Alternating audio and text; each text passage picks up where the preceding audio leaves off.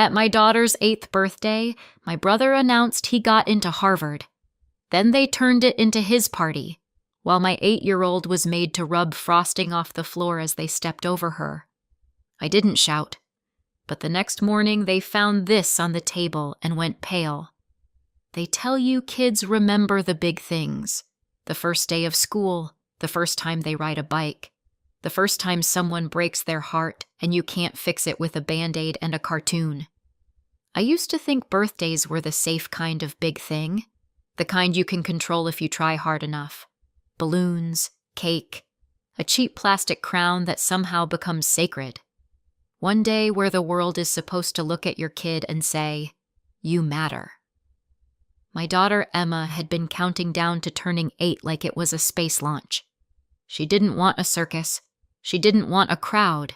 She wanted it simple. Her best friend Zoe and family, and a day that didn't get swallowed by someone else's noise. I built the whole afternoon around that. The living room looked like a pastel storm had moved in and decided to rent. Streamers, balloons, a banner that said, "Happy 8th birthday, Emma."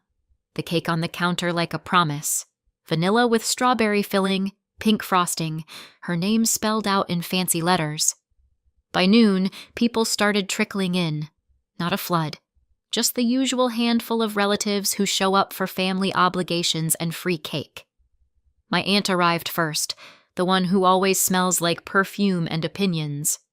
She kissed Emma's cheek and said, "8 already," like Emma had personally sped up time to inconvenience her.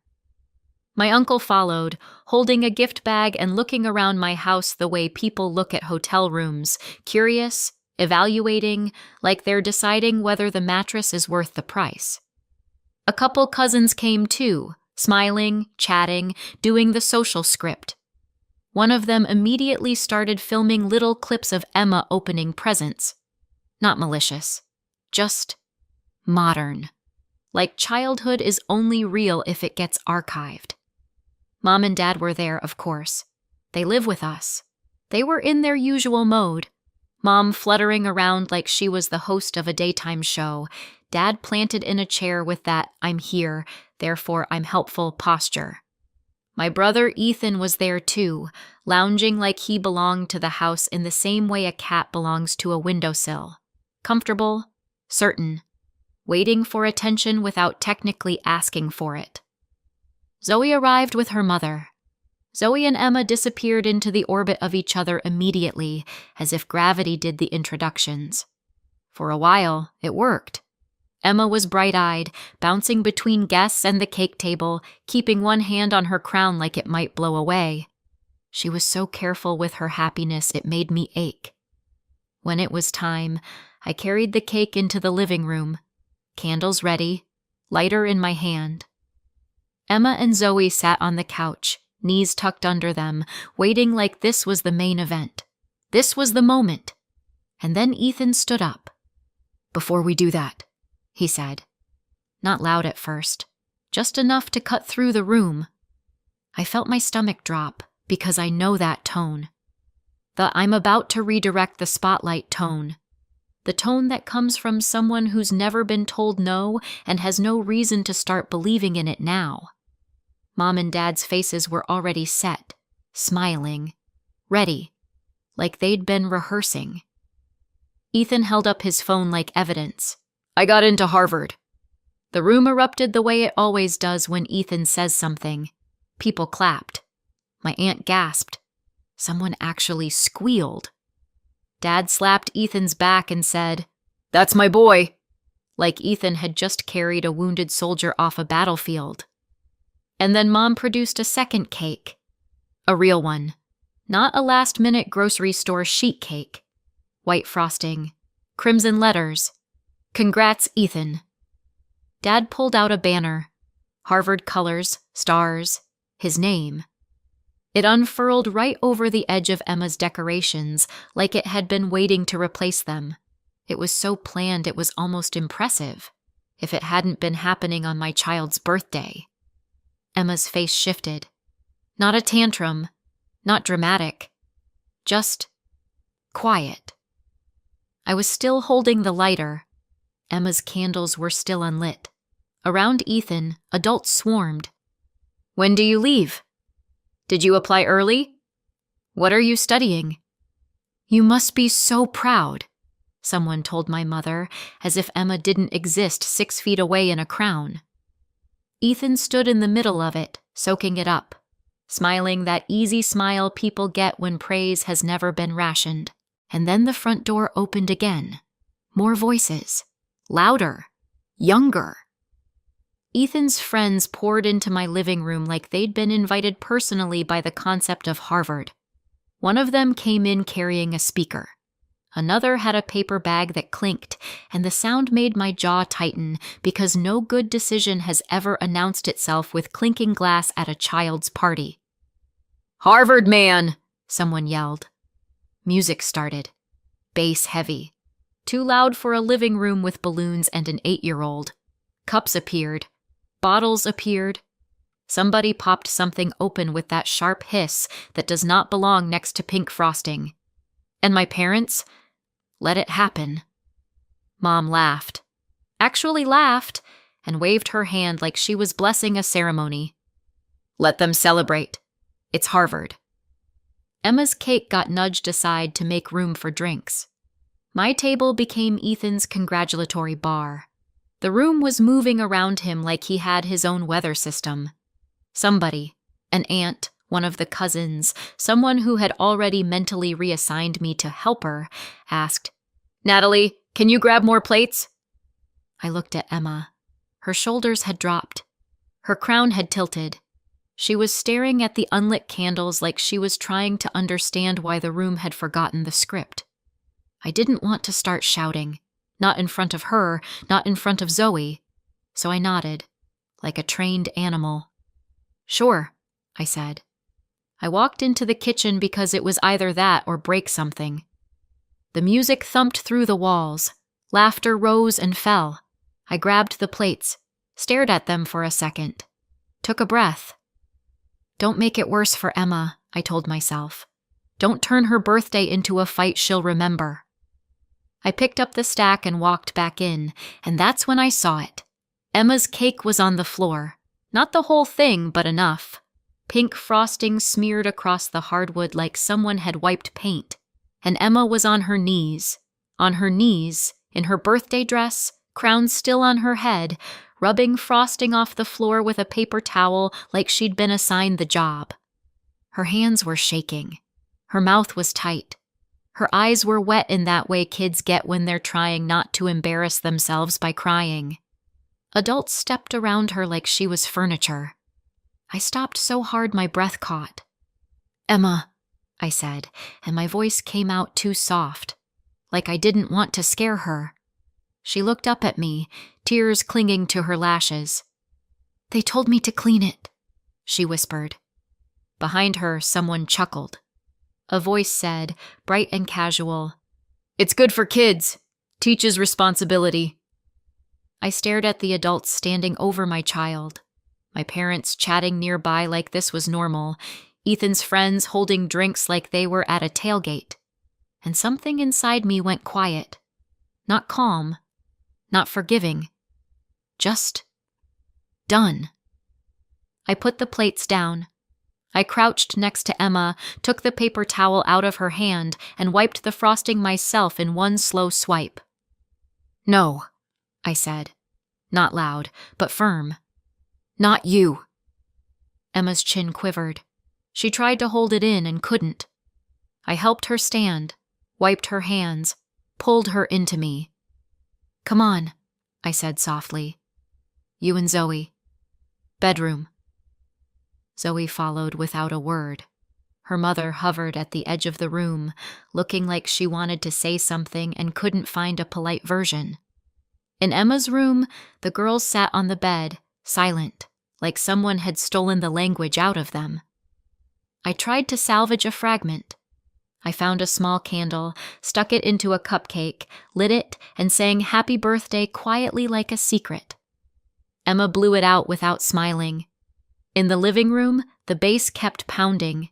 Ethan's name got shouted again, like a chant. Zoe's mother appeared in the doorway, her face tight in that careful, diplomatic way adults get when they're trying not to insult someone's family while actively witnessing them behave like trash.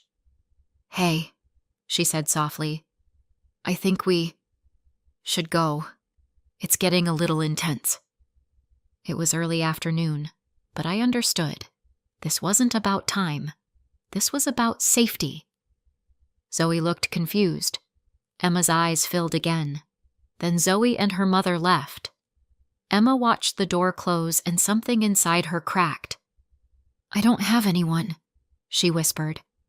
"You have me," I said immediately, pulling her into my chest. She cried into my shirt like she was trying to fold herself back into safety. I held her until the shaking stopped. When she finally fell into an exhausted sleep, I tucked her in and left her room like I was walking out of a hospital. The house was still loud, still celebrating. I walked into the living room and tried, twice, to get anyone's attention, to say something, to demand something. Nobody cared. I got waved off with laughter and "don't be dramatic" and "it's Harvard," and one particularly smug, "don't be a party pooper." So I walked away. I didn't shout. Not then.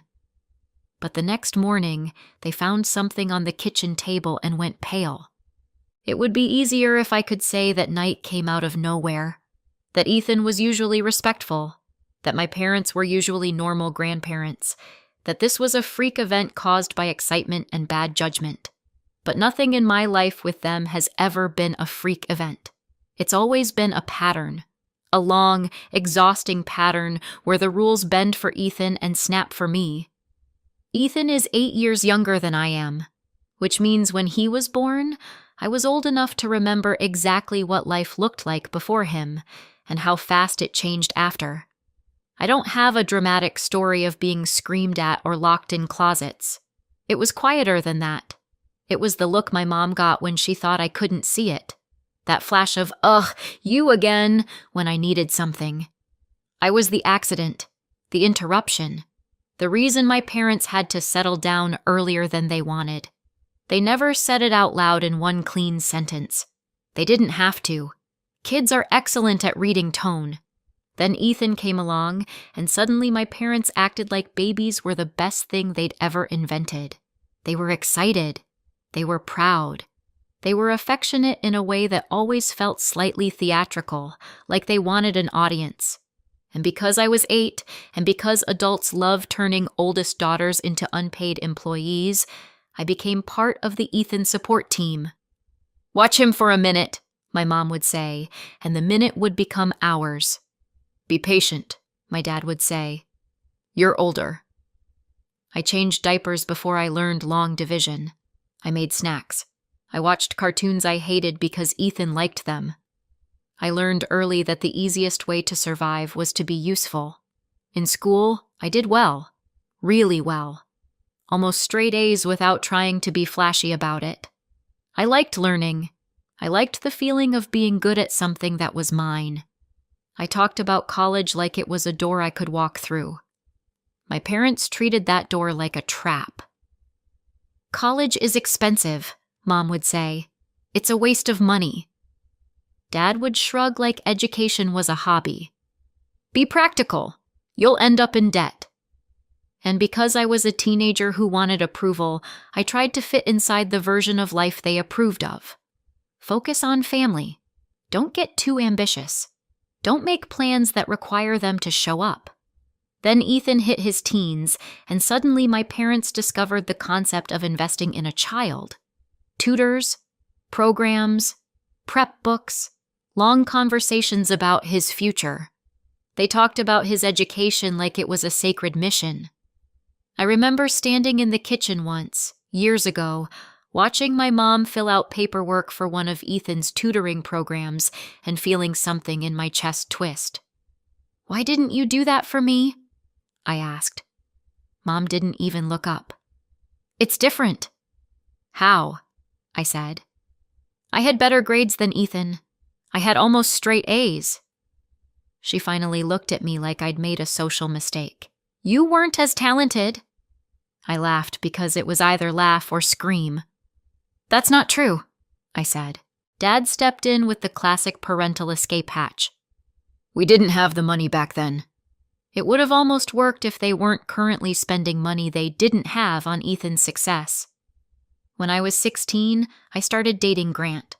Grant was the son of family friends, the kind of family friends my parents treated like royalty. They loved Grant before I did.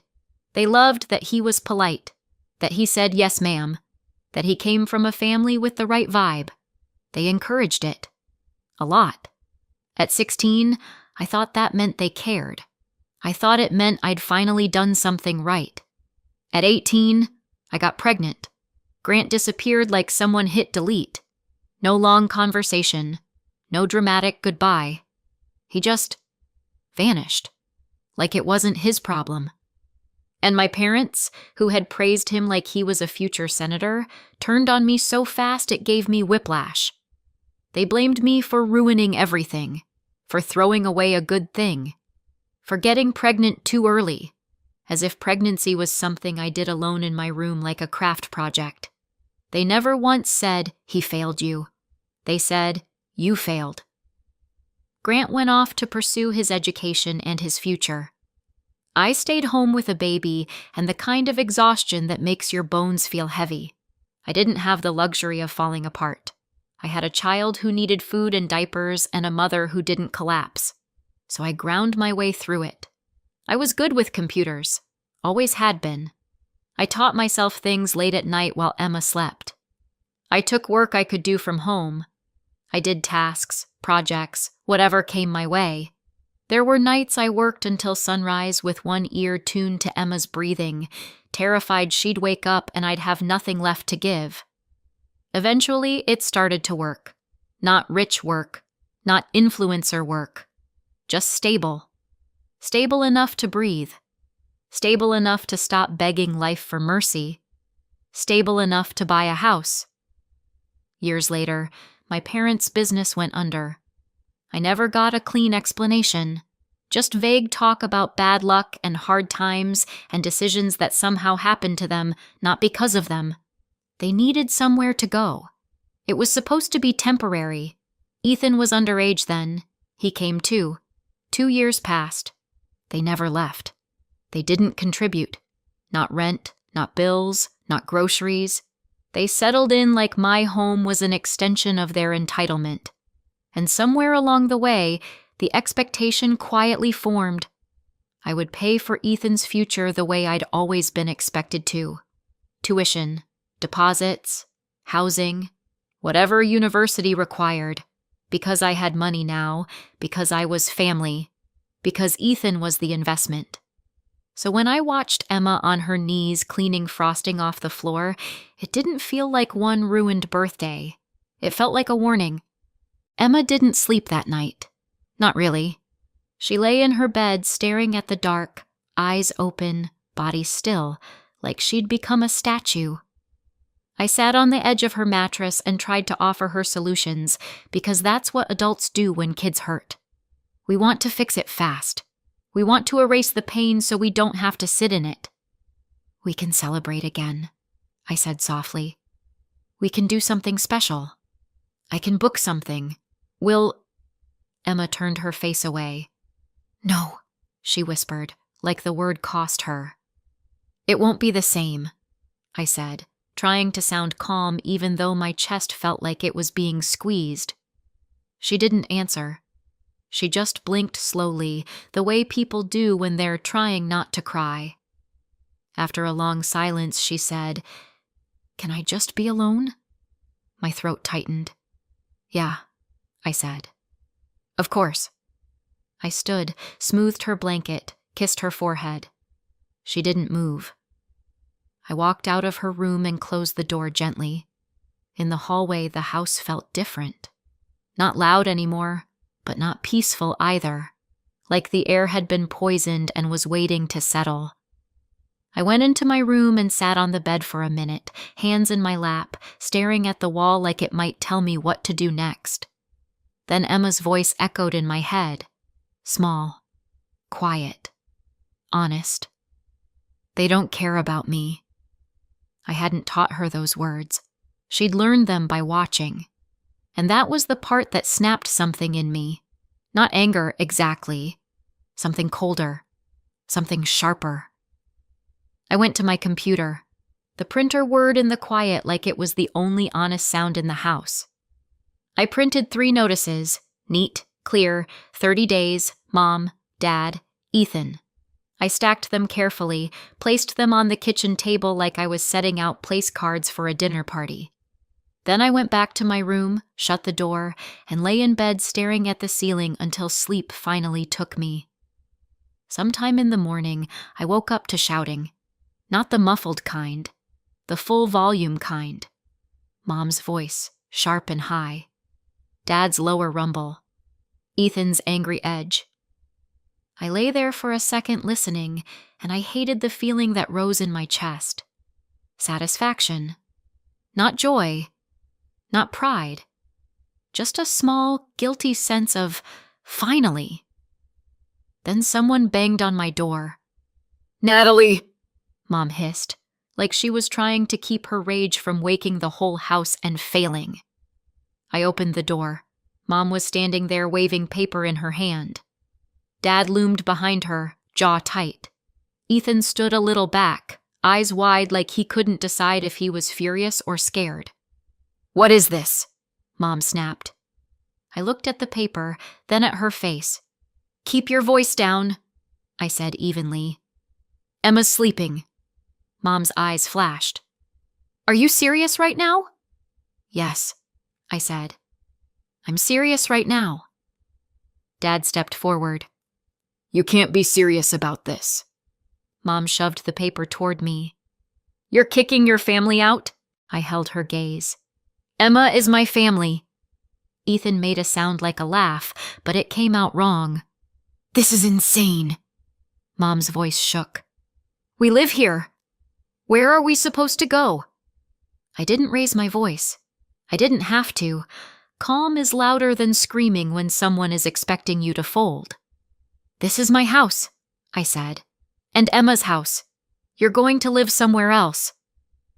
Mom stared at me like she was waiting for me to blink and apologize. Dad tried a different angle. "Is this about last night? Natalie, it was a celebration." "It was my daughter's birthday," I said. Ethan scoffed. "Oh, wow. You're really doing this because of a party?" I didn't flinch. "Emma cried herself to sleep." Mom's mouth tightened. "You're jealous," she said, and it was almost funny how fast she reached for that. "You're jealous because Ethan is successful." I let out a short laugh that wasn't happy. My 8-year-old was on her knees cleaning frosting off the floor while people stepped over her, I said. "And you want to talk to me about jealousy." Mom opened her mouth, then snapped it shut, then opened it again like she was buffering. "It's frosting," she spat finally. "It was her birthday," I said back. Ethan stepped forward.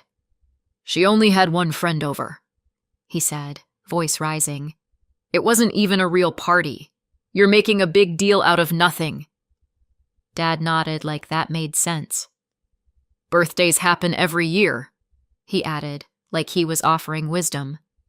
"And Harvard happens once," Mom finished triumphantly. I stared at them, and the bleakness of it almost made me dizzy. "You could have celebrated any other day," I said quietly. "Any day. You chose hers." Mom's face reddened. "You're overreacting." I didn't argue. I didn't list every time they'd chosen Ethan. I didn't unpack the whole history in the hallway like a suitcase. I just pointed at the paper in her hand. "You have 30 days, I said. "All 3 of you." Mom's eyes went wild. "You can't do this." "I can," I said. "And I am." Dad tried to step into the doorway like he could physically block reality. "Come on. We're family." I held his gaze. "Then act like it." Then Emma stepped out, hair messy, face pale. "What's going on?" she asked, voice small. I turned instantly, my face softening like flipping a switch. "Nothing, baby," I said. "Everything's okay." Emma blinked at the angry adults, then looked at me. Her eyes asked a question she didn't have words for. I walked to her, knelt, and smoothed her hair back. "We're just talking," I said gently. "Go back to bed, okay?" She nodded, slowly, and disappeared back into her room. I stood, turned back to them, and repeated, steady and clear, 30 days. Something shifted. I saw it in their faces. The moment they realized I wasn't bluffing, that this wasn't a tantrum I'd apologize for later. Mom's mouth tightened. Dad looked away. Ethan's eyes hardened. They retreated without another word. In the days after, the house turned into a refrigerator. Not temperature-wise, emotion-wise. Everyone moved around each other like ghosts. Doors closed softly but with meaning. Cups got left on counters like tiny acts of war. Mom would sigh loudly when I walked into a room. Dad would stare through me like I was a stranger renting space. Ethan stayed mostly in his room, coming out only when he wanted food or an audience. I kept my routine. I got Emma ready for school. I packed her lunch. I smiled like I wasn't carrying a brick in my chest. I didn't let Emma wander into the adult tension. If she asked questions, I answered with calm, age-appropriate truth, and then redirected her to homework or cartoons or Zoe's latest dramatic playground story. In quiet moments, I started planning a redo birthday, something real, something safe, something that belonged to Emma, not to Ethan's ego. Then the calls started. Relatives I barely spoke to suddenly had my number. "You're kicking your family out?" one aunt demanded, like she'd caught me committing a crime. "You're making them homeless," someone else said. "How could you?" I didn't argue. I just told the truth. I described Emma's face, the frosting, the booze and the loud music, and my 8-year-old scrubbing the floor like she was staff. The line went quiet. "Oh," someone said finally, smaller, less righteous. And after that, the calls changed tone. People didn't apologize exactly, but the outrage drained out of them like someone pulled a plug. It was amazing how quickly family loyalty turned into awkward silence once the story involved an actual child. A week into the Cold War, I thought maybe that was the worst of it. Then there was another knock at my door. Mom and Dad stood there, tight-faced, eyes sharp.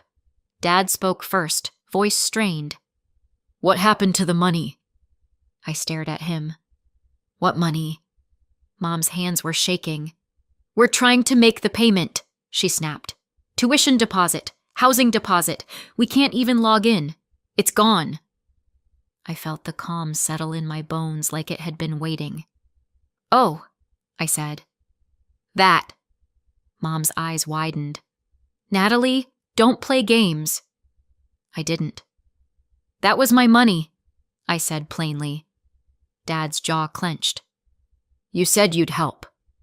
"I was considering it," I said, "before you turned my daughter's birthday into a Harvard keg pregame." Mom's face twisted.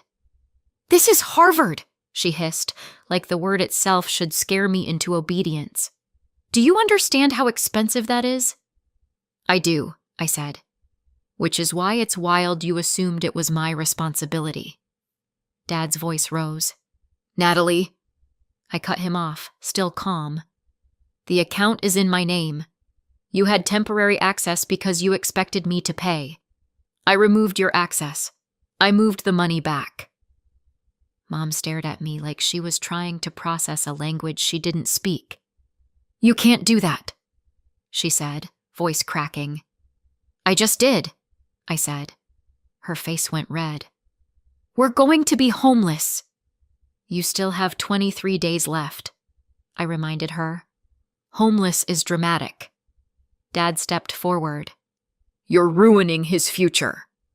"No," I said. "I'm refusing to fund it." Mom's voice went shrill. "He's your brother." And Emma is my daughter, I said, and my voice finally sharpened. You made that very clear. Which one of those matters to you? They stared at me like I'd slapped them. You can't do this to an 18-year-old, Dad said. He can get loans, I said. He can work. He can apply for scholarships. He can figure it out. Mom's mouth fell open. Figure it out? He shouldn't have to. I almost laughed. Funny, that's what you told me. They stormed away in fury, slamming doors like punctuation. Emma was at school, thankfully. She didn't have to watch that one. That evening, Ethan came home. He didn't swagger. He didn't smirk. He looked shaken, like someone had unplugged the world he thought was guaranteed. He stood in the kitchen, hands in his hoodie pocket, eyes flicking toward me like he was nervous. Hey, he said. I didn't respond right away. I just kept washing a mug slowly, like I had all the time in the world. Ethan cleared his throat. Mom and Dad said you took the money. I did, I said. He swallowed. Natalie, I'm 18. How am I supposed to pay for college? I looked at him. Really looked. For the first time in his life, Ethan looked scared. The fees are insane, he whispered. Deposits, housing. It's Harvard. I know, I said. He took a step closer. I was kind of hoping you'd help me. You're my sister. You've always been there. There was something almost tender in the way he said it, like he believed it, like my role in his life was a natural law.